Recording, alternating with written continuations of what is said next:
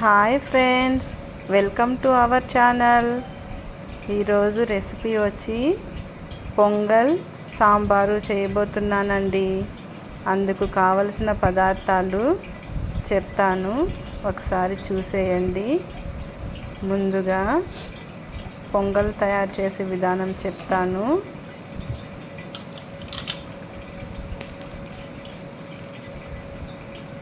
పొంగల్కి కావలసిన పదార్థాలు: ఎర్రగడ్డ, పచ్చిమిర్చి, తెల్లగడ్డ, అల్లం, టమోటా, కరివేపాకు, కొత్తిమీర.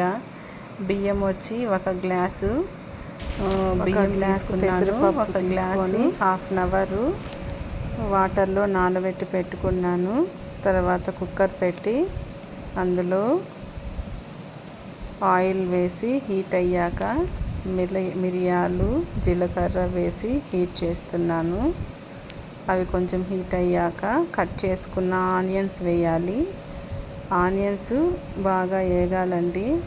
అవి కొంచెం బ్రౌన్ కలర్కి రావాలి, అప్పటికి బాగా వేగినట్లు. తర్వాత కరివేపాకు వేయాలి. కరివేపాకు హీట్ అయ్యాక కట్ చేసుకున్న పచ్చిమిర్చి వేయాలి. తర్వాత టమోటా వేయాలి. అవి రెండు హీట్ అయిన తర్వాత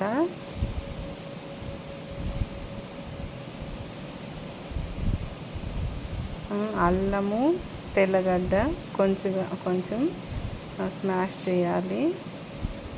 అలా చేస్తే బాగుంటుంది. అట్లే వేసామంటే తినేటప్పుడు అల్లం ముక్కలు కొంచెం ఘాటుగా ఉంటాయి కాబట్టి దాన్ని దంచి వేసుకుంటే అట్లా అనిపించదు. తర్వాత టమోటా వేసాను. టమోటా కొంచెం బాగా హీట్ అయిన తర్వాత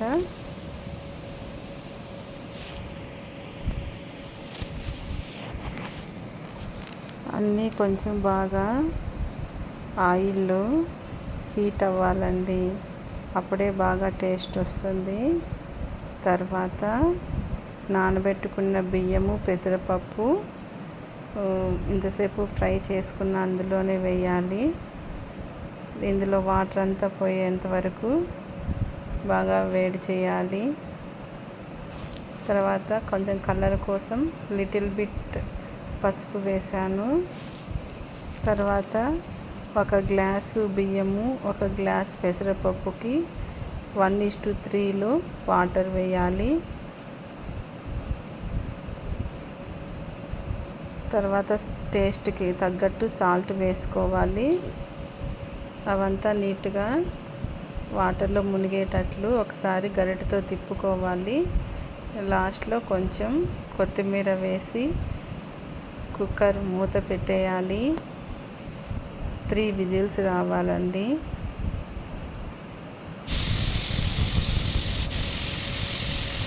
తర్వాత హీట్ అంతా పోయాక ఓపెన్ చేసి వేడిగా ఉండటం కోసం హాట్ బాక్స్లో వేసాను. అంతే, టేస్టీ పొంగల్ రెడీ. ఇప్పుడు సాంబార్కి నేను ఈరోజు ముల్లంగి సాంబార్ చేస్తున్నాను. సాంబార్ కోసం ముందుగా ముల్లంగి నీట్గా వాష్ చేసి కట్ చేసి పెట్టుకున్నాను. అది కూడా ఒకసారి కుక్కర్లో ఒక విజిల్ వచ్చేంత వరకు ఉడకబెట్టాను. తర్వాత టమోటా, పప్పు ఉడకబెట్టాను. 3 విజిల్స్ వచ్చేంత వరకు కుక్కర్లో ఉడకబెట్టినాను.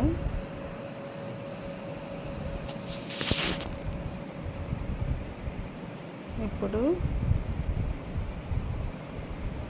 పప్పు కట్టితో పప్పును నీట్గా స్మాష్ చేసుకోవాలి.